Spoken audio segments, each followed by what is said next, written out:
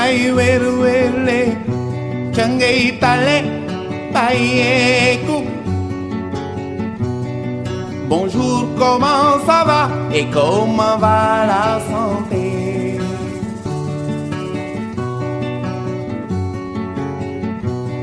Suma tante ji nekk kaw ga, tante ji nekk kaw ga, tétanos daaneel ko. Ta gaañu woon nak ileer jël suuf taf ca góom ga. Mieux vaut prévenir qu'essayer de guérir. Bonjour, comment ça va et comment va la santé?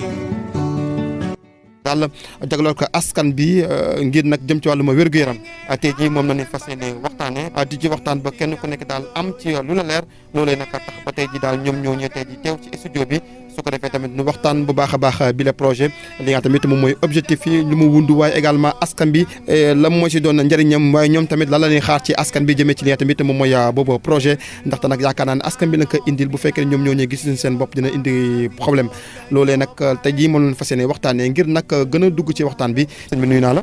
jërëjëf moom moomee tamit moom mooy Massamba Cissé moom mi tamit moom mooy coordonnateur bi la organisation di Waranka GR sama main gauche tamit am na ñeneen ñaar ñu fa nekk ñu bàyyi leen tamit ñu nuyoo présenté wu sëñ bi nuyu naa leen par benn kenn ku nekk présenté wu wax statut ci organisation bi.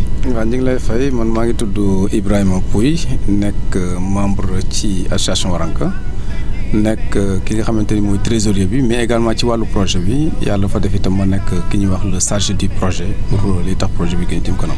jaajëf moom mi nga tamit moom mooy Ibrahima Pouy moom mooy chargé de projet bi nga tamit moom la ñu fas yéene waxtaanee. waaye nag am na keneen tamit ku nekk ci wet ba nu bàyyi ko moom tamit mu nuyoo présenté wu sëñ bi nuyu naa la. waaw nu ngi lay fay nuyoo Essa di la jaajëfal man maa ngi tudd Juma Traoré ñu gën ma xamee Juma Diop di vice coordonnateur Waranka GR. en même temps di délégué de quartier Grand Thiaroye 5. sama taxawaay waa délégué quartier. jërëjëf moom tamit Diouma Traoré nu mu ko waxee rek bokk na ci organisation moom mooy si vice coordonnateur waaye également délégué de quartier la kon tey jii war naa mën a yemb alors ñu waxtaanee un peu projet bi li nga tamit moom mooy projet espace santé communautaire dans un premier temps loolu lu mu doon ak lu mu wund ak tamit la moo doon nësër bi lu tax projet bi ñu war kaa mën a amal fii ci diwaanu Guinaw Rail. maa ngi lay nuyu bu baax di jaajëfal projet bi ñu ko wax rek association santé communautaire la dafa fekk ne peut-être bañ ci wax lu bëri ñu présenté kuréel bi nga xam ne mooy Waranka ndax Waranka dafa nekk benn kuréel bu ñu samp depuis 2006 mu yëngu ci éducation environnement formation ak santé ñu def lu bëri nag éducation ndax école bi ngeen di gis ak Grande Royale ñoo ko sam depuis 2008 te daanaka tout tànk ñu jël koon a jël ñu nekkoon préscolaire léegi ñu ngi université donc loolu rek ay yàkki la environnement aussi def nañ ci lu am solo xam naa peut-être naa bàyyi suma yenn naatan ko mu wax ci te daa ci santé nga xam ne ci la projet bi inscrire dañ def benn taxaw seetlu maanaam fii ci Guinaw Rail Nord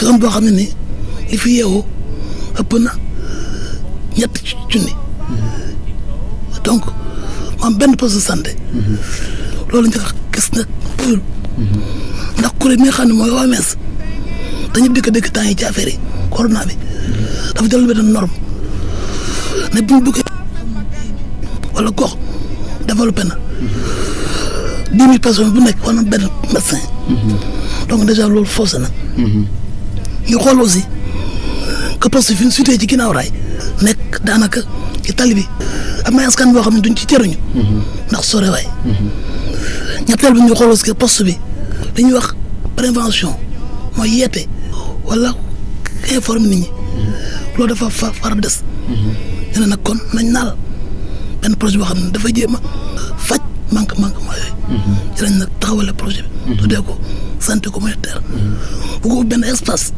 boo xam ne ni dañ koy taxaw ci Guinaw Rail mu jéem a faj manquement yooyu ñu identifié ci Guinaw Rail loolu mooy nësaru li nga tamit moom mooy bi de projet incha allah dina si duggaat ci ni mu gën a yaatoo yaakaar naa également c'est important ni ko coordonnateur waxee def benn rétrospective aussi li nga tamit moom mooy Waranka GR bi nga tamit tey jii moom moo porté bi les projets mais alors suñu eggee ci ki nga tamit moom mooy chargé projet bi muy Ibrahima Pouye alors tey jii projet communautaire la c'est vrai nekk na tamit projet boo xam ne dafay yëngu ci wàllum santé mais ci yan si biir santé bi également ci yan domaine la intervention bi nga tamit si le projet bi war a intervenir ci li nga tamit moom mooy volet santé bi.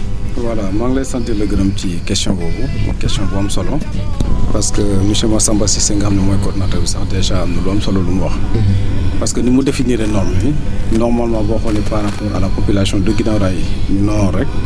déjà lii yoon def bu ñu xoolee baram bi selon les normes de l'OMS war nañu am au moins 3 postes de santé alors dañ toll jamono yoo xamante itam xam nga tollootuñu fu ñu bàyyi rek ne nguur gi na dem def li parce que mënu lépp comme dañu nekk ci jamono participation surtout par rapport ak acte de la décentralisation dafay rafet ak li ñuy xaar ci nit ñi ñuy naal ci suuf di yëkkati pour ñëw jàppale li nga xam ne moo fi nekk comme existant alors léegi lii aussi buy ñëwee nekkul loo xam dafa ñëw comme par exemple uniquement pour concurrencer le poste de santé bi nga xam ne moo fi nekk mais comme ni mu ko wax xëy na poste bi mi ngi fii mi ngi def li nga xam ne loolu la ñuy xaar ci moom mais ñun dañoo ñëw en appoint c'est-à-dire di ko jàppale ci benn fànn mooy informer parce que comme ni nga ko wax information bi des na c'est-à-dire gën a tas xibaar bi surtout li nga xamante ne ni daan fagaru moo gën faju ci wàllu fagaru mais également di sensibiliser nit ñi aussi parce que aussi boo leen di sensibiliser aussi mën na tax ñu dem ba nga xam ne risques yi doon am pour nit ñi di feebar poste bi di gën ay nit loolu mën na ko gën a wàññi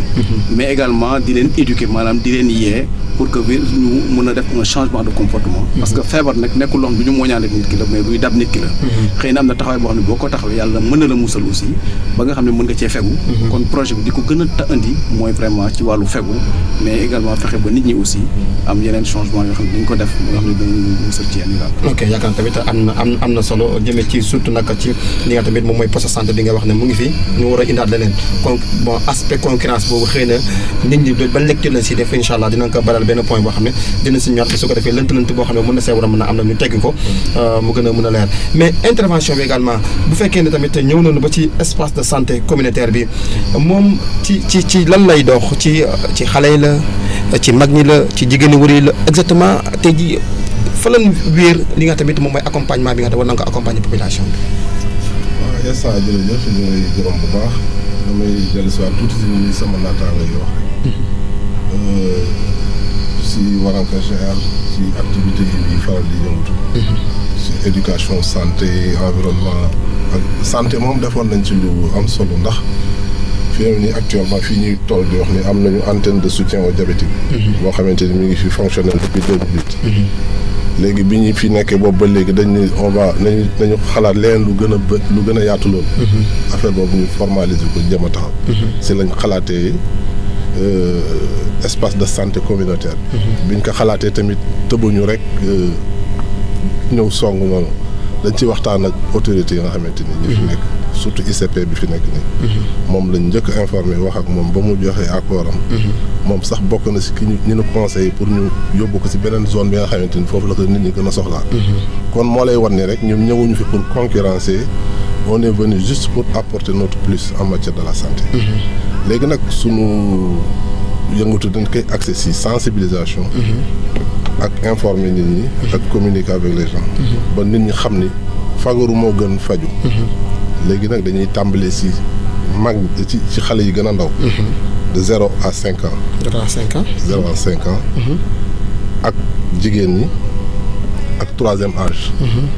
ñooñu bu ci nekk am na ci xam naa bu ñu yeggee. dinañ si gën a yaatal par benn après ci gën a yaatal mais loolu daal nañu xam ni projet communautaire boo xamante ni communauté bi ñëpp xale yi gën a ndaw.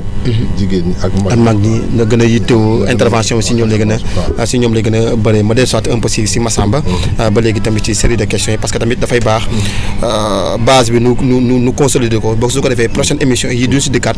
dina mën a dëkkaat si yoo xam ne gën kaa xóotal ñu xam projet bi nu mu tëddee alors tey jii bu fekkee ne projet bi dayu bi ngeen wax espace de santé communautaire lan wax implication collectivité territoriale bi nga xam tamit moom moo fi nekk ban niveau la toll parce que nag war ga la yorom lan wax santé publique la tey jii il va falloir que mu am loo xam ne dafa leer si bopp askan bi su ko defee ñu xam ne li ñuy def nii nekkul clandestinité lan mooy implication niveau d' implication collectivité territoriale mais aussi tamit ma bëgg a laaxaale beneen est-ce que am nañu bërëb boo xam ne foofu la war a mën a war a fekk wala foofu la war a mën a fekk wala fa ngeen moom ngeen na sër pour ñu fekk leen fa. jërëjëf donc question bu am solo la. parce que tutelle yi ñaar la. y a la tutelle administrative d' abord. mooy la mairie parce que santé. c'est une compétence transférée. donc association mënu ci sóobu. te lëkkaloo ak la commune. donc comme ni ko suma naataango ko waxee. jaar nañ fi war a jaar yëpp. ki nga xam ne mooy tutelle technique bi. muy le poste de santé. def nañ fa lañ fa war a def. maire yi aussi biñ naalee projet bi. ci commencement ba dañu ne partenaire bi. xam naa dañ ñëw ci partenariat bi ànd ak moom. c'est des occidentaux. des français. ba ca moom. nag kon fii lañ toll ci projet bi. maire bi rafetlu ko. aussi d'accord pour ñu associé. léegi nag dafa fekk ne projet. saa boo ko tënkee. partenaire moom li muy gën a xool mooy yow lan nga indi d'abord. sa apport. deuxièmement est-ce que moom bu demee ba retiré wu. est-ce que projet dina wéy. ci loolu nag. dañu commune bi jàppale. d'abord apport bi dafa nekk 10% ci budget projet bi. daanaka loolu mooy correspond ak terrain bi. terrain boobu nag maire moo ñu ko jox. après une délibération du conseil municipal. c'est boobu ngay laaj comme ni ko suma naataango waxee. mu ngi nekk mit natal bu Nord. quartier Demba. Koumba May. fa la ñu maire jox 150 mètres carrés. bu ñu taamu fi espace. n'est-ce pas léegi teemuñ foofu. dañ signé benn convention de partenariat. avec la commune. comme quoi que une fois que partenaire bi. accompagne pendant ñetti at. maire bi engagé wu pour jàppale ñu. en termes de subvention ak leneen ak leneen. waaye donc on a vraiment l'accompagnement de notre tutelle. que ça soit technique. administratif. ok alors Massamba ba léegi balaa maa dem ci Pouye ba léegi ci li nga tamit moom mooy projet bi comme ni nga koy waxee jëmm bi mu ngi commencé di taxaw alors tey jii yan je dirais yan activité wala yan jéego lañ defagum pour également ñu ne lii ñu xam ne li ñuy def ni mandargal lan li nga tamit moom mooy projet bi c'est vrai que ne li nga wax ni nag ay charges yu diis tabax bi yëpp mais est-ce que tey jii du jour aujourd'hui yan jéego lañ tegagum pour mandargal ne projet bi ça existe. voilà xam nga projet bi par exemple moom nañ ci njëkk a ñëw mooy d'abord lan mooy objectif projet bi. lan mooy fi ñu bëgg a dem. premier objectif bi globalement dañu bëgg vraiment faju bi santé bi gën a jàppandal fii si ginnaaw rek. maam accès waaw. fexe daal ba accès bi gën a jàppandal. mais deuxième objet bi socialement lañ bëgg te benn paquet de santé. paquet de service santé communautaire. jébal ko population yi. cible yi daanaka su ma naataango wax doo ko. xale yi la de 0 à 5 ans. mais xale yi nag ci daara yi aussi. ak ci école yi. ak jigéen ñi. ak troisième âge. léegi nag pour am objectif yi dañ def ay activité activités yi c'est en fonction des résultats. premier résultat bi ñu bëgg mooy que ni ma ko waxee faj bu ndaw bi gën a jàppandal ci askan bi. deuxième résultat mooy wàllu sensibilisation. que vraiment suñu askan bi xam bu baax ban matukaay lañ war a jël. ban information lañ war a jël ba mën a fagaru. ba mën a moytu yenn feebar yi. ñetteel bi mooy que ñu la sonn ginnaaw rey gën a mobiliser wu pour vraiment santé gën fi jàppandal. léegi nag ku wax résultat. ku wax résultat waaw activités yi nga war def. évidemment. maintenant pour premier résultat bi mooy pour lu ñuy def ba faj les soins de base. mën a jàppandal am na 6 activités yu ñu programme. d'abord il faut ñu tabax. wax naa ko léegi maire jox nañu site. tabax bi démb ñu alxames dañu def pause de la première pierre. deuxième bi mooy ñu recruter ñi nga xam ne ñoom ñoo faral liggéey. loolu ci lañ nekk daanaka pare nañ. boo seetee ba si nga xam ne c'est technique. dañ ko jébal la tutelle technique. muy poste de santé. parce que projet bi c'est vrai que wax na ci affaire wér gu yaram mais dina jox liggéey suñu ginnaaw rek léegi nag ñi fay liggéey daanaka jël nañ leen bu dee wàllu technique dina am infirmier dina am des soignant dina am dépositaire mooy que gère pharmacie dina am accueil bu dee ci wàllu administration man maay coordonnateur bi am na chargé de projet am na comptable am na gestionnaire du matériel am na vigile kuy garder am na femme de charge donc daanaka poste yooyu yëpp fexe nañ daal ba askan bi yeewoo ci ginnaaw raay ñoom lañ ko jox ñoo ko occupé donc boobu activité boobu jàll na benn activité bi am solo ci lañ toll mooy sensibiliser parce que boo seetee fi mu toll nii li ñuy wax yëpp mooy corona ñu ne woon nag nañ fexe ba commencé activité de sensibilisation mais nag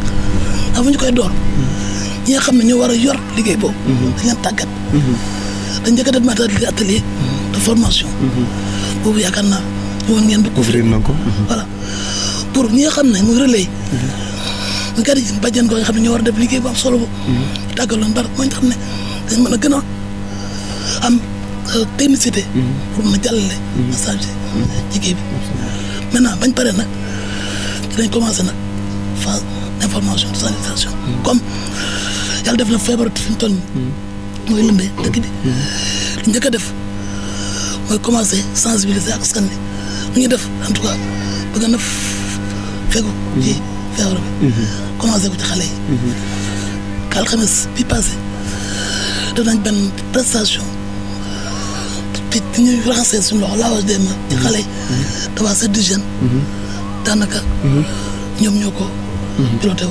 xam naa peut-être naa bàyyi suma yan naa ci gën ci ñëw daal.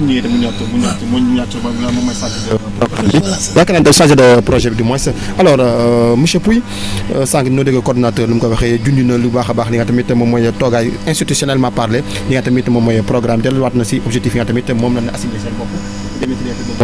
alors tey jii dafay laaj implication askan bi parce que tamit lu ñuy def pour askan bi la nga koy defal parce que accès aux soins askan bi la moo tax ñu koy def tey jii alors est-ce que am na ay matuwaay wala am na ay waxtaan yoo xam ne ñu ngi koy waxtaanee askan bi ba su ko defee ñëpp ñu comprendre ne lu si lu ñuy dem pour ñoom la enjeu bi également défi bi ñoom ñoo ko mën a relever est-ce que tey jii les populations nekk nañ au courant que ne y a un projet bu am envergure bu toll fii nga xam ne tamit population bi ñoom la nga ko jagleel. parce que déjà turu projet bi rek wane na ko espace de santé communautaire. c'est-à-dire dañuy def koo def pour communauté bi. nit nag boo koy defal mbir da ngay fexe ba mu approprier ko maanaam mu jël ko boppam en charge. ci loolu la ñu gën a xam ne communication bi dafa am solo. parce que lépp looy def ci àdduna te boppam ci itam du sotti. alors bi lii amee comme ni nga xamante ne nii moo wax na ko. bi ñu commencé ci nga xam ne ñi nga xam ne ñooy tutelle yi aussi bien du point de vue technique mooy ak administratif. mooy ki nga xam ne mooy madame Ndiaye. vraiment moom umpale ko. te bi ñu ñëwee aussi rafetlu na ko. parce que xam na ne toll woon na fi benn flux boo xamante ne nii dëgg-dëgg bu gisee koo xam ne kii ñëw na taal ko loxo dina doon lu mu nangu. bi loolu weesee aussi comme ni ñu ko waxee rek. nous sommes dans une collectivité territoriale. te suñu kilifa fii mooy maire muy Pape Ndiamé. moom aussi fu ñu ci toll rek. dañu ci toog waxtaan ak moom ba nga xamante ne xam na ko. yemuñu foofu dañ ne toutes les composantes dañuy dem ci ñoom. noonu la ñu dajee ak les délégués de quartier. seen kuréel quoi seen kuréel. parce que délégués de quartier ñoom ñooy prolongement mairie. dañu souvent dañuy wax ne le délégué est l'auxiliaire du maire. te itam bi ñu jëlee commune yi xaaj ko ay quartier la. dañoo dem ba ci ñoom pour information bi jàll. bi ñu fa jógee aussi ki nga xam ne mooy comme par exemple bàjjanu gox yi. fexe nañu ba dajeek ñoom ba ñoom aussi vraiment ñu parce que nag am na liggéey boo xam ne ci ñoom lañ ciy xaar. bi ñu jógee foofu aussi yemuñu ci comme am na ay relais sanitaires yoo xam ne ñu ngi fii nekkoon ci terrain bi miin ko loolu yàgg ci liggéey foofu aussi dem nañu waxtaan ak ñoom xamal leen projet bi xam leen li ñu nam ak fi ñu bëgg a jëm. en somme daal képp koo xam ne kii nekk nga ginnaaw raay rek surtout ba ci lii. bokk na ci communication li ñu gën a bëgg a fësal. mooy nit ñi jot ci parce que nit nag li nga koy jox. soo ko expliqué woon ko mu xam ko rek dana ko téel boppam. absolument te lañ ci jublu rek mooy comme li muy wax rek. wàllu wér-gu-yaram daal. ci ginnaaw raay fii ba ñuy egg ci ñetti at yi. ak li nga xam ne moo ci tegu daal. yaakaar naa tamit am na solo ba léegi ñu aussi prolongement wu askan boobu. nga xam ne tamit amaana ñoom la ñuy defal li nga tamit moom mooy projet bi stratégie bi moom mooy ne population bi approprié li nga tamit moom mooy projet bi. parce que pérennisation bi sànq bu coordonnateur wax. sans askan yaakaar naa ne du ko. alors tey jii wax nañ ne dajale quartier yi. war na leen dajale également peut-être imam yi wala sax sinon tamit bàjjenu gox yi. nañ seen implication. da nga see soxla. est-ce que tey jii ASC yi également. ex na si ñoom comme ça su ko defee tamit ñu ngi maximum am na moom ñu impliqué leen ba boo léegi wàcc bu jotee mu gën a yomb ci askan bi xam naa peut-être prolongement peut-être surtout yeneen rencontre yi nga xam ne amal ngeen ko ci dans le cadre également de la sensibilisation des populations. waaw jërëjëf Insa maanaam ci gàttal gars yi wax nañ lépp projet bi si gàttal defe naa ñëpp yëg nañ ko actuellement bii benn pàcc la rek mais ñi ngi woon sur le terrain depuis. waaw ci suuf di gisee délégué de quartier yi comme ni ko Pouy waxee dem si bàjjenu gox yi si seen kii yooyu ñuy daje seen kuréel yooyu ñuy daje par fin du mois. dem nañ fa gisee relais yi commencé woon nag benn activité bu am solo. mooy activité yi ñu waroon def soin à l'école nga xam ni dañuy cibler mois bi école bi ci topp daara mois bi école c'était pour sensibiliser communiquer avec les enfants. def nañ ci benn quand même sunu école lañ ko commencé. boobu mine de rien y avait plus de 200 personnes yoo xamante ni ñu ngi foon ay xale ñu tous des jeunes. bon malheureusement affaire bi xaw ci diggante bi ñu interdire les rassemblements. te booy xool ñun préparé woon nañu loolu pour fu ñu dem yóbbu fa benn bac def les techniques de lave-mains affaire yooyu. et cetera là où je parle boo demee ci école fële ci sunu siège bi matériel bi mi ngi foofu ñu teg. léegi dañ nag ñu ngi xool ban moyen la ñuy jaare pour continuer communication boobu ak waaw. c'est important c'est important mais Diouf mënoon na bañ a bàyyi lave-mains na nga koy yóbbu après suñu paree. waaw teewul suñu activité activité de sensibilisation. waaw xam nga arrêté yi depuis démb dafa amaat beneen tournée parce que on avait prévu. dem si jàkka yi. yóbbu fa ay bac def ak ànd ak toute l'équipe ak monsieur le maire. su ko defee ñu sensibiliser doomu aadama yi si les les mesures d'hygiène. ak lave-mains ak yooyu. mais compte tenu arrêté bi léegi jàkk yi sont fermés. léegi ñu ngi toog pour xalaat léegi ban stratégie la ñuy jël pour continuer boobu. ok c'est important je pense que li nga tamit moom mooy boobu liggéey mais aussi tamit sànq yaa ngi koy sànq coordonnateur yëkkati nga ko mais da nga xaw a teg suuf parce que tamit en général li nga tamit moom mooy projet communautaire yi seen mbëbët mooy partenaire bu mu fay nekk day ñoŋ est-ce que tey jii ñu ngi peaufiner ay stratégie dans le cadre également pas déroulement bi mais ñu ngi peaufiner ay stratégie yoo xam ne au cas où partenaire bu fu jógee naka lay def mën a pérenniser li nga tamit moom mooy action yi c'est vrai yaa ngi naan mairie mais institution la politique la bu ko neexee mu dugg ci àll bu si mu ko neexee mu bañ est-ce que yéen à l'interne ñu ngi waajal loo xam ne au-delà sax mu nekkee ne xëy na collectivité territoriale bi wala dem na nee na mënatuma naka lay war a mën a def tamit ba pérenniser di ngeen door parce que tamit nekk na loo xam ne lu am solo la. wax nga dëgg ça c'est très important parce que boo xoolee document de projet bi tey boo ko doon feuilleté am na presque lu mat une vingtaine de pages boo xam ne nga consacré par rapport benn stratégie dañu war a mettre en place pour pérenniser projet bi bu bailleur bi retiré wu maintenant wax nañu def mairie am na benn convention de partenariat pour mu jàpp ci mais ñun aussi en interne en tant qu'association yi xalaat d'abord que espace bi pare war na générer recette propre donc recette yooyu yoroon un comité de gestion qui va être mise en place pour gérer ko parce que c'est vrai que aspect communautaire la aspect social mais comme na loo xam ne ni usager bi war na ko waral espace de santé bi loolu c'est des recettes qui seront générées mais qui seront bien gérées au-delà aussi dañ fexe ba partenariat bi gën ko yaatal du ñu am rek ci bailleur dañ fexe ba am yeneen partenaires yoo xam ne dañ ñëw en appui au partenariat qui existe déjà ñun am nañu expérience en termes de recherche de partenaires parce que avant ñuy am cet espace là dañ doon am ay bénévoles ay stagiaires jóge ci benn institut français de formation en soins infirmiers kooku dañ ko dakkal parce qu'on n'avait pas les conditions pour continuer cette collaboration maintenant kooku dañ koy tàngalaat partenariat ba fexe ba nga xam ne kooku dina ñëw ñu toog xool lu ñuy jàppale surtout lu ñu taxawal au delà aussi y a les programmes nationaux en termes de santé yoo xam nañ lëkkaloo ñoom fexe ba loolu en tout cas gën a ñoŋal en tout cas les ressources de l'espace qu'on met en place en tout cas il y a beaucoup de créneaux qu'on a mis en place pour que une fois que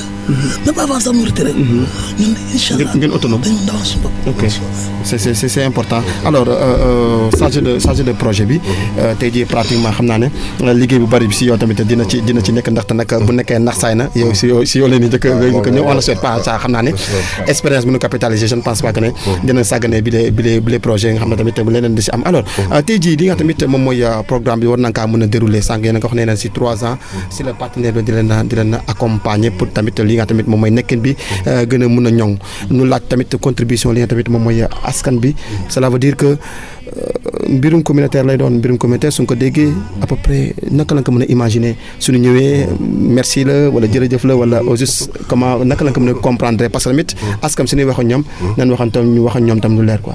waaw xam nga loolu moom yàlla dafa def ñun mën nañ ko. on a une association de développement boo xam ne bii am say at. ni ñu la ko waxee bii nekkul ñu suñu premier projet. parce que ci école la ñu ñëwoon. la ñu njëkkee. école bi aussi comme li ñuy wax c'était des écoles de 3e type. mu nekk école boo xam ne nekkul école privée nekkul école publique. mais c'était des écoles yoo xamante ne ni à titre social la. donc dañ koy def. mais yàlla mi ngi ciy defar sutura ba vraiment loolu tax na population bi ñëw. ba gis ci seen bopp. te itam ci wàllu résultat yàlla def nañu ci ndam. macha allah expérience boobu ñu am noonu. moom la ñu fas yéene aussi bon daal di exploité waat fii rek. reproduire ko. voilà maanaam nekkul loo xamante ni dañu ñëw uti pour ut ci xaalis. mais dañu ñëw pour indi suñu contribution. pour que véritablement nit ñi aussi gis ci seen bopp. ni ñu ciy gisee seen bopp itam mooy comme yàlla dafa def aussi mu nekk loo xam ne wàllu santé la. comme ni ñu ko waxee dañuy travailler en étroite collaboration avec aussi. mais comme ni ko sëñ Massamba waxee aussi comme on a un partenaire de partenariat yoo xamante ne ni li suñu yéene daal mooy fexe ba santé law mais également ba nit ñi aussi gis ci seen bopp te aussi du ñu sonn. parce que su fekkee da nga bëgg nit ki aussi jëriñu mu am noo xam ne noonu nga ñëwee xëy day mel ni comme par exemple da nga ñëw pour ut xaalis. mais ut xaalis taxu ñoo jóg mais suñu objectif rek mooy lan dëkk ci dëkk bi war a defar dëkk bi mais également war a fexe ba dëkk bi lépp loo xam ne comme par exemple mi ngi fi. te ñu jàpp ne bu ñu ci jàpp tegee suñu loxo mu dem ci kanam rek.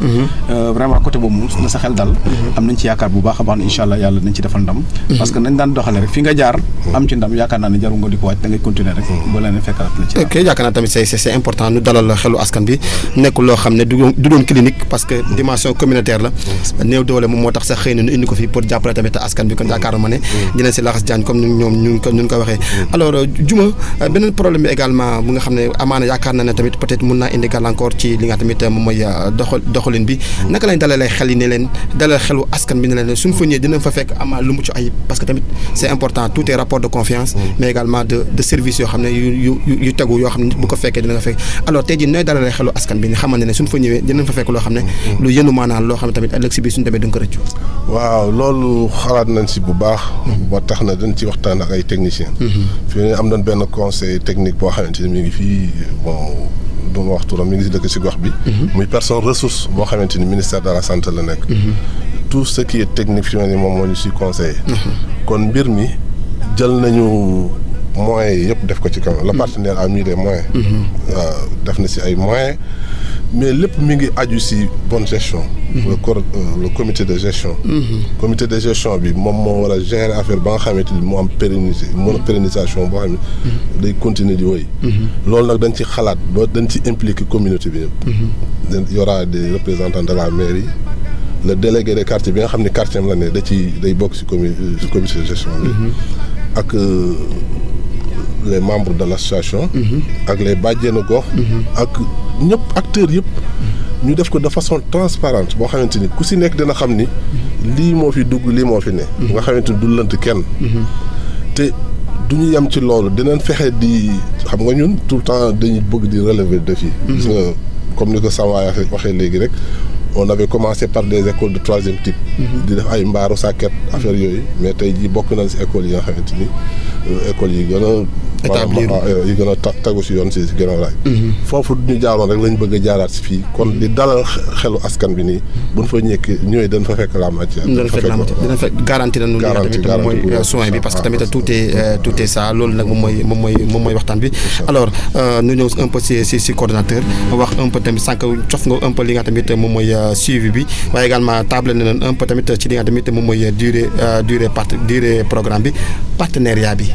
partenaire bi nga xam tamit moom moo leen accompagner ci yenn anam la ñuy accompagner naka la ñuy accompagner aussi tamit est-ce que nekkul ne li nga tamit mooy comme ni nga ko waxee rek gis-gis bu ñuy am dañ leen financer benn programme pour partenaire bi naka la demee su ko defee dalal xalu askan bi parce que en général bu ñu gisee ëllëg si bi ne tubaab moo leen financer dinañ fa def activité pratiquement s'orienter njur dinañ dañ ne bëgg a tere lii comme ça tamit ñu dalal xelu askan bi en général suñu déggee tubaab moo fa dugg rek wala étranger moo fa dugg rek dañuy am ay arrière pensée pour xamal nit ñi ne y a rien de mal lu ñu fay jox xale da kaa war lu ñu fay jox mag lu war la ne ainsi de suite comme ça tamit ñu wax un peu le partenariat nu mu tëddee ak nu muy demee après li nga tamit moom mooy programme bi. voilà pour wax si partenaire d'abord. pour dire que projet bi nekkul suñ premier projet partenaire bi. mooy troisième projet. école bi nga xam ne mooy la Grande Royale. partenaire moo ñu ko tabaxal. dafa nag benn projet aussi jàppale les femmes de l'association. autonomiser leen. former leen à l'IDEA. jox leen logistique. jox leen fonds. pour ñu mën a transformer. les produits locaux. léegi nag bii nag ce projet de santé communautaire. activité yëpp dañ ko tënkee dañ ko valider. mais ki nga xam ne mooy suñ tutelle technique. di ICP. moom xam na chronogramme bi yëpp. donc toutes les activités. dafa nekk prolongement. ñoo ko waxee. activité ci poste bi. parce que d'abord dina am les soins journée de soins saa wax na ko. bëgg nañ chaque mois ñu def des journées de soins. dans les écoles. et dans les daara. pour mën a toucher 3000 enfants. par année. waaye donc kooku kan moo ko mettre en œuvre. c'est le personnel technique. ñi nga xam ne ki la recruter. dañu recruter après validation. de l'ICP. ci poste. am na benn activité ñu def chaque semaine. le suivi nutritionnel. kooku kan moo koy def. les bàjjenu gox. l'infirmier. donc lépp loo xam ne dañ koy def comme activité. c'est validé. en amont. par la tutelle. partenaire moom lan la ci am. peut-être accompagnement rek si. ok fajul deful dara. fajul deful dara. ne dala xel ñëpp. voilà donc mise en œuvre yëpp. bañ na ko dans la convention. bi ñu signé ak partenaire bi. c'est bien dit que recrutement bi mise en œuvre bi c'est du ressort du partenaire de ñun. de yéen te war ko gérer. voilà ñun daal dañuy def justifié. on a fait ça. pour avoir indicateurs yi ñu wax teg moom. buñ ne ko nañ am 500 xale. de 0 à 5 ans. pendant un an dañ fexe. ba toucher indicateur. et cetera et cetera. loolu la ñu wax loolu moom. léegi nag amul daal lu ñu nëb. chaque mois dañu war a justifier li nga xam ne jox nañu ko ci xaalis. buñ ko defee xam ne kat ñi ci yoon bi. mu ñëwaat. donc budget boo xam ne la daf koy firer en fonction de l'état d'exécution du projet et de l'atteinte des indicateurs. noonu la koy. ok yaakaar naa tamit nekk na loo xam ne am na solo alors sëñ bi Pouye pratiquement xëy na def nañu pratiquement lu si bëri si tour de questions yi tey jii li nga tamit moom mooy sensibilisation bi ak askan bi tamit lan la ñu war a wax parce que nag ñoom poste bi. espace bi di mooy espace communautaire bi pour ñoom la il faut que ñoom tamit ñu fréquenter ko à défaut rek dafay mel ni dañuy faillir quelque part lan la ñuy wax askan bi su ko defee tamit ñu approprier li nga tamit moom mooy projet bi parce que la pérennisation du projet si ñoom la tënku bu fekkee ne ñoom duñu accéder si li nga tamit moom mooy poste bi dina am problème alors lan la war a mën a wax ñi nga tamit ñoom ñooy population bi jëmee ci li nga tamit moom mooy projet bi ñu leen indil. waaw loolu dafa am solo parce que déjà xam nga normalement commencé nañu. mais démb wax naa la ko le coordinateur wax na la ko la ñu def pose première pierre et suñu yéene moo ñu def suñu kéem kattan pour jëmmal maakan bi nga xamante ne nii mooy présider projet bi. gis nga liy différence projet bi mooy nekkul loo xam ne dañ koy def rek ñoo toog foofu déedéet mais bii nii dafa am deux parties bi ci gën a am solo mooy bi nga xam ne dañuy wàcc fekk nit ñi parce que xam na ne jot amul disponibilité amul. moo tax ñu ne la léegi boo xoolee ñu ci bëri dañuy liggéey ak ñoom. délégué yi am nañ ci seen wàll. parce que ñoo nekk ci gox yi. bàjjenu gox yi am nañ seen wàll. parce que ñoo nekk ci gox yi. relais yi am nañ ci seen wàll. ñoo nekk ci gox yi maanaam képp koo xam ne kii dëkk nga biir ginnaaw raay rek déjà yow am nga ci wàll boo xam ne na nga koy def pour lan au lieu xam nga poste bi yow yaay ñëw fekki ko. non bii nag da ngay dem yow sax fekki ko. mais également comme on a une série vraiment de programmes am yoo xam ne ci biir centre bi lay amee pour wàllu sensibilisation dina tax nit ñi ñëw di ko fréquenter. bu ñu ñëwee aussi dinañ xool dañ def vraiment de façon que nit ñi bu ñu ñëwee accueil bi dina attrayant de sorte que ñoom dinañ ko xam. qualité bi mais li leer ba leer mooy bu ñu commencé suñu activité comme ni ñu ko wax yàlla mooy dogal nag mais bu du woon corona bi nii tey wàccoon nañ ci terrain bi. te nit ñi commencé nañ gis. te dëgg nag bu yàlla defee ñu wàcc itam nit ñi dañ ci gis seen bopp ba nga xamante ne nii xam nañ ne dañu nekk ci zone bi parce que li tax ñu tëgg ko wax nañ ko ginnaaw raay lañ dëkk suñu fierté la. li Sénégal di yaatu yëpp ginnaaw raay moo ñu ci dàqal. mais xam nañ ne néew doole am na fii. kon nag suñu xel mooy li may fal di wax naan dëkk ci dëkk bi nag defar dëkk bi da koo gën. defar dëkk bi aussi dafay bokk nga xool du ne man sama wàll baax na sama njaboot baax na mais naka laay def pour mutualiser pour ki nga xamante ni mi ngi sama wetu amul doole. ma fekk ko fexe jëriñ ko daal. kon loolu dafay nekk am solo parce que kenn ku ci ne bu defee noonu rek day am solo. xam nga tey yéen a ngi gis seen rajo tey mu nekk benn moyen boo xam ne bu ñu waxee ñëpp dégg. loolu dafa nekk lu am solo tey bu ngeen jàppee noonu ñun ñu jàppee keneen jàpp bu yàggee ginnaaw raay day jëm ca kanam. kon ginnaaw raay du ne dañ koy bàyyi ak maire kese de. duñ ko bàyyi ak délégué mais kenn ku ci ne dafay am benn élan participatif. pour ku ci ne indi sa kii rek pour ginnaaw raay jëm ci kanam parce que nag ku dul dara sax boo ci amul payu xaalis. nga am ci pay sa borom daal. te loolu moo ñu ok toujours si sens boobu appel bu ñuy lancé également population bi jëmee ci li nga tamit moom mooy appropriation bi aussi tamit zone bi ngeen ko def tamit zone bi stratégique la foofu dafa sori tellement ñu fay jóge yëpp fu faju il faut dugg ba ci camp ba dinañ traverser tali bi te boo demee camp ba tamit lu yàlla xam doy na parfois te yaakaar naa ne tamit c'est une zone très très très stratégique loin du poste bi nga xam ne ñu fa nekk population yi fa nekk la parce que man côté ma fa laa dëkk population yi yëpp camp la ñu jëm bu fekkee ne tey ji am na qualité yaakaar naa ne dina mën a permettre population yi ñu stabiliser leen danger bu ñuy encourir également ci yoon bi sax ñu mën kaa encourir lan lañu wax population bi pour tamit appropriation li suñu wax ji mooy bu fekkante ni dañu am projet bu toll nii jël sunu gox yóbbu ko ba beneen gox bu nekk fële boo xamante pratiquement miinante wuñu ak ñooñu moo lay wan ni communauté moo ñu ñor fexe ba sunu askan ginnaaw raay parce que lépp bénéfice u ginnaaw raay lay doon parce que on voyait que ni zone bële daawuñu bénéficier aussi sunu poste bi fii booy xool poste bi fii mu nekk dafa excentré wu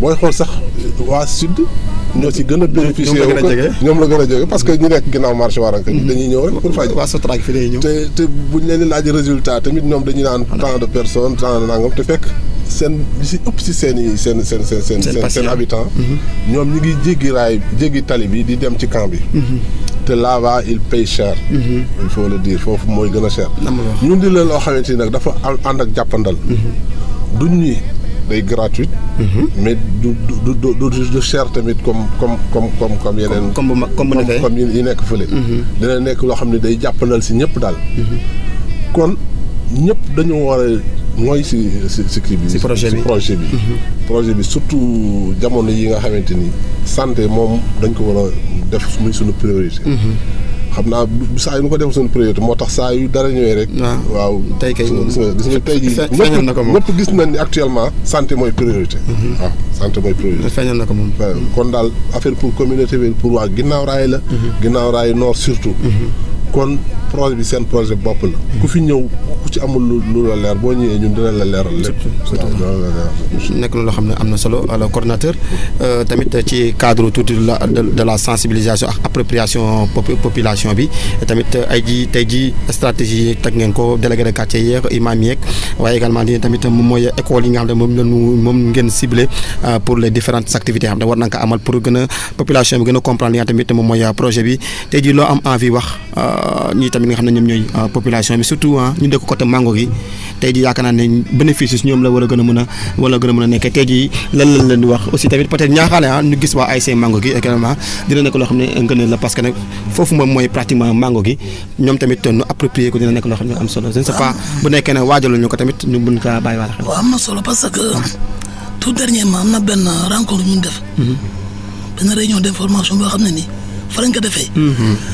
Il y avait tous les représentants du mouvement socialiste. Parce que délégué bi ma ngi foon léegi convoqué woon na imam bi. yeneen naataango président ASC bi. ASC Mango. ak délégué quartier environnant yi. parce que mun nañu wax ne espace bu taxawee. peut-être quartier mu ko mbay. te yeneen yëpp. non c'est stratégique moom. Toumani Diaw ma ngi foon ak kenn. c'est stratégique kay. Il y avait le président de l'ASC Mango qui était là-bas. Donc c'était pour déjà xam ne leen 4 projets bi ñëw na. mais prioritairement. yéen a ko moom parce que seen zone la jëm. waaye te dinañ ñaan ci boobu. comme ni ko waxee initialement. on a un plan de communication. boo xam ne dañ ko fexe mettre en œuvre. ba nga xam ne dinañ toucher. maximum de population. waaye lii nii ci la bokk. dans ce plan de communication. di ñëw di waxtaan ak askan bi.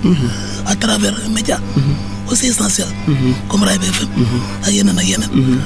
donc pour wax dalal xel askan bi. que projet bi. espace bi. c'est un plus. pour les populations de Guinaw Rail Nord. parce que dafa ñëw en appoint. à l'actuel poste. mais gën a nag focaliser ci yeete. ak yar ak xamale. par rapport au meilleur comportement. loolu lañ bëgg. parce que wax ko sànq ñun suñu toll nii activité bi démarré. nit ñi dañuy dem ci nit ñi. c'est vrai que y aura un espace pour que les gens viennent. di constater wu. mais li ci ëpp liggéey bi relais yi la ak bajjen gox yi. ñoom ñoo def ay VAT. ñoo def ay causeries. ñoom ñooy déjeuner sensibilisation. parce que ci chronogramme bi ci sax boobu noonu. on a prévu chaque semaine ci poste bi. ci espace bi ay causeries. mais chaque mois aussi ay VAD. yoo xam ne bàjjen gox yi. ak relais ñoo koy def. mais chaque 2 mois dañuy def ay rencontres au niveau des leaders locaux. les maires les délégués les imams. dinañ gën a def un plaidoyer. pour que ñu gën a jóg. pour jàppale ñu. ci liggéey bi. parce que santé dana ñëw. mais chaque 3 mois aussi. dañ li ñuy wax forum communautaire. éviter des spécialistes. jox ci benn thématique. par rapport en tout cas à l'actualité. n'est-ce pas dafay sketch. et cetera. mais dañuy def aussi ñu wax un comité de veille et d'alerte. xam naa du yàgg. boo xam ne ICP moo ko jiite. ak le maire. ak toutes les présences ba nga xam ne. dañuy anticiper un peu. sur les événements. c'est bon bu fekkee météo par exemple dafa annoncé. ne y aura beaucoup de pluie. bu ko defee comité de veille boobu na xoolaa est-ce que duñ jéem a seet ñuy fexe ba def lii ma xam ne peut-être yenn maladies liées aux inondations et cetera. waaye donc ñun fi ñu gën a insister vraiment mooy la prévention et la sensibilisation. mais nag wax santé communautaire. wax l'engagement des populations. ñunu nen la il faut que ñun ñëpp ñoo xam ne lii suñu mbir la. ñoo jàppee ak seen fukki loxo. ñoo am résultat yi soxla. alors peut-être xëy na beneen question bu qui me vient en tête nii moom moo ne zone boobu dafa nekk zone bi ñu ciblé ne dañ fay def tamit li nga xam ne moom mooy espace bi dafa nekk zone bu ñu xaw a stigmatisé un peu avec. Parfois dafa am insécurité dafa xaw a excentré alors est-ce que avec la mairie vous travaillez dans ce sens pour su ko defee tamit ñu mën a dalal xelu nit ñi parce que bu fekkee ne poste bi baax na yëpp am na mais si nekkee nii dañuy aw a ragal rek mën na la kii est-ce que avec maire bi waxtaanee ko parce que ñun côté ba doon dëkkee dañuy dégg yéen yooyu kaddu est-ce que vous travaillez ak maire ko ñu mën kaa sécuriser bu baax a baax ba askan bi yëpp seen xel dal ne su ma demee foofu du ma am benn tiitaange dinaa mën a faju également je sais pas su nekkee ne vous avez abordé la question avec le maire comme ça tamit wala su nekkee en terme d'information ñëw na comme ça nu xool nag la si mën a waxtaanee maire comme ça su ko defee ñu dalee xelu ñëpp ne amul boobu problème quoi parce que dafa xaw a extérioriser côté bi la nekkee dañ naan koo fa duggee oto yi dañuy kar nit ñi da nga ko xaw a stigmatiser un peu quoi. déjà emplacement espace bi aussi c'est important. ñu ci wax ci parce que vraiment. c'est l'occasion encore de remercier le maire. site bi ñu octroyé. vraiment c'est très accessible. c'est vrai que ci quartier bi mu dem Koumbayel nekk. mais fi mu placé. c'est en face. yoonu poste Thiaroye bi. donc c'est vraiment accessible. maintenant li nga wax c'est important. parce que sécurité aussi il faut ñu jël ko en compte. déjà même ci construction bi. on a pensé à sécuriser les locaux. te képp koo xam ne nii en dehors en tout cas des autorités républiques régaliennes. mais xale yi ci koñ bi. dañ gën a sensibiliser. parce que vigile bi déjà. fa lañ koy jëlee. vigile bi mais ñi fa nekk aussi à travers l'ASC à travers l'association des jeunes dañu gën a wax waxtaan ak ñoom pour que tous ces facteurs liés à l'insécurité gën ko minimiser incha allah jaajëf yaakaar naa tamit nekk na loo xam ne lu am solo la macha allah ñu ngi jeexal ata la mooy doon kàddu gu mujj gi ci waxtaan ci jotaayu premier jotaay bi yaakaar naa tamit yeneen jotaay dinañ ko amalaat encore ngir waxtaan yaa tamit moom mooy programme bi fekkee toll nañ ci est-ce que mën nañ am diir am nañ yaakaar ne jëmm ji dina taxaw fii balaa combien de temps waaw ban yaakaar bu ngeen sam yéen waaw bu soobee yàlla daal en tout cas li ñu def ci 7 mois balaa 6 mois bëgg nañ mu taxaw daal xam naa daal bu ñu sañoon fii ak 4 mois sax déjà mu sorti parce que yàlla def na comme ni ñu ko waxee rek on a vraiment un bon partenaire parce que partenaire aussi bu fekkee da nga liggéey ak moom nga def ay résultats da koy may confiance daal l'expérience aidant aussi daf ñuy permettre à ce que véritablement ñu def suñu paquet pour que nag mu gën a ñëw nekk une réalité pour que ñu mën ci dem daal sinon vraiment di leen sant aussi ci invitation parce que lii dafa bokk ci li nga xamante ne nii moom la ñu fas yéene tous les 3 mois ñu ñëw jàkkaarloog yéen de façon open toog wax ak nit ñi expliquer leen parce que comme li ñu faral wax lépp ñëpp ku ne daf ci am wàll daal mais suñu yéene mooy comme nañ ko daan doxalee saa su ne rek fexe ba lépp lu ñuy def rek nit ñi xam ko bu baax a baax a baax a baax daal donc en tout cas bi ñu ko defee ba léegi yàlla mi ngi ci defal sutura te on a trouvé aucune résistance au contraire fu ñu dem bu ñu waxee nit ñi xam nañ suñu yëngu xam nañ suñu dynamique mais également kenn ku ci nekk itam fi nga dëkk am na loo fi représenté am na nit ñi xamee ba xamante ni daal vraiment li ñu gis mooy jàpp nañ ne nit ñi kenn ku ci ne dina ci jàpp mais surtout yéen waa Rail bi FM également ñi ngi ñaan ngeen teg ci seen loxo rek parce que bu nekkee suñu ndam ñun ñëpp la daal voilà yaakaar naa tamit am na solo Juma. waaw jërëjëf Insa yéen am ngeen si pàcc bu am solo yéen waa Rail bi FM ndax bi ñu xalaatee affaire en matière de communication rek dañ ne Rail bi FM waaw kon sunu gox la nekk muy sunu rajo communautaire ñu gis ni mi ngi def liggéey boo xamante ni bu extraordinaire kon bu ñu amee projet bu mel nii ñun fii rek mooy sunu xalaat fii mooy sunu naanukaay di dalal xelu doomu aadama yëpp rek ba pare tamit di sant monsieur le maire tamit si jàppandel bi mu ñu def moom ñu octroyé terrain boo xamante ni la amul dara ba pare nag jàppale ñu dañuy appuyer si lépp vraiment dañuy taxaw saa su ne ñu koy seereel doomu aadama yëpp ñu jox nañu makaan espace bi ñun tamit ñu ngi fay def projet bi te defe naa fii ak diir bu gàtt dinañ wax commencé def suñu activité jëmmal ko waaw mais avant activité yi ñu war a dérouler ñu ngi koy dérouler moom di suuf di xaar kii bi en général jëmm tabax bi taxaw mais lu war naa yeneen ñu ngi koy def suuf ok jërëjëf jaajëf Juma coordonnateur waaw xanaa comme ni ko suma naataango waxee rek la remercier parce que lii lu am solo la booy sumu dala il faut que ñëpp xam fi nga bëgg a jëm su ko defee sa bu yàlla defee mu taxaw ñëpp koy bokk parce que projet bi 1er janvier la waroon démarrer te dafa am tuuti retard parce que on a un chronogramme normalement ci premier trimestre bi ba mu jeexee ci la ñu waroon tabax lépp commencé fonctionner mais comme yàlla def na amataan 2 mois donc on prévoit que peut-être fii fin mai incha allah mun na incha allah xam daal correcte daal peut-être mën nañ jox ndéwénal incha allah waa ginnaaw Rail Nord ci suñu station de santé la vraiment yàlla na ko yàlla sotti yàlla na ko yàlla si yóbbu si loolu yaakaar naa tamit am na solo parce que tamit kuréel yi si biir gox-goxaat yi leen di xaar si ñoom su ko defee li nga xam tamit xëy na état mën na ko spécifiquement ñoom ñoo jàpp si yaakaar naa tamit lii exemple la boo xam ne bu am solo la aussi tamit indi ko si gox boo xam ne da kaa soxla accessibilité jëm ci en matière de santé quoi qu'on puisse dire ginnaaw leen dëkk problème la fii yaakaar naa tamit tey jii espace santé bu ñëwee dina nekk en point mu nekk si zone boo xam ne également da nga kaa soxla woon dañuy jéggi pour dem defi ko di nga dem defi si beneen terrain beneen zone beneen commune tamit ñu def ko suñu commune mooy dàq ñu gënal leen bu baax a baax si sant leen bu baax a baax ci projet bi inspiration bi mais surtout nag comme ni sànq ne nga koy waxee ne li nga tamit moom mooy tey jii talatuñu paj di faj dana toll ci prévention mu bañ naa dal ba moo gën mënuy faj moo tax sànq seen terme sensibilisation prévention bi mu nekk loo xam ne lu am sens ci li nga tamit moom mooy programme bi mbokk yi ñu gërëm leen bu baax a baax gërëm waa Waranka GR di gërëm également ni ko waxee mairie di gërëm tamit acteurs yi jàpp lépp ci liggéey bi ci li nga tamit moom mooy consolider li nga tamit moom mooy projet bi ñaan yàlla la mu am jëmm ñëw teew askan bi tamit njëriñoo ko pérennisation bu nekk su ko defee kenn ku nekk gis si boppam ñu gërëm leen bu baax a baax sant leen di gërëm équipe technique bi nga xam ne ñoom ñoo nekkoon fee El Bachir ak Tamsir Bopp ci jàppandel bi mbokk yi ñu gërëm leen bu baax a baax ñu joxanti dëgg daje ñu nox ñoom ñetti weer bi si kanamee tuuti ñëwaat waxtaan ci waaye tamit talaata ñu ñëwaat waxtaan yi li nga tamit moom moo jëm ci seen wàllu émission wér-gu-yaram jaa ngeen jëf seen bakkan ci jàngoro yi dee leen aar seen bakkan ci jàngoro